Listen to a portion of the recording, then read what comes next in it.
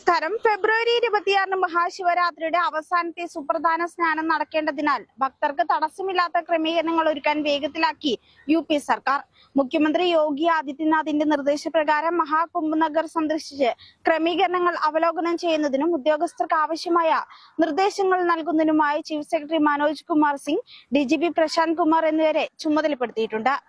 ഗതാഗത നിയന്ത്രണം, ജനക്കൂട്ടം നിയന്ത്രിക്കൽ, ആചാരങ്ങൾ സുഗമമാക്കൽ എന്നിവ നടപ്പാക്കുകയാണ് പ്രധാന ലക്ഷ്യമെന്ന് ഉദ്യോഗസ്ഥർ വ്യക്തമാക്കിയിട്ടുണ്ട്. ഭക്തർക്ക് യാതൊരുവിധ അസൗകര്യവും നേരിടുന്നില്ലെന്ന് ഉറപ്പാക്കുന്നതിലാണ് ശ്രദ്ധ കേന്ദ്രീകരിക്കുന്നതെന്നും അവർ പറഞ്ഞു. അതേസമയം തെറ്റിദ്ധരിപ്പിക്കുന്ന സോഷ്യൽ മീഡിയ പോസ്റ്റുകളുടെ മഹാകുംഭത്തിന്റെ പവിത്രത തകർക്കാനുള്ള ശ്രമങ്ങൾ സർക്കാർ സൂക്ഷ്മമായി നിരീക്ഷിച്ചു വരികയാണ്.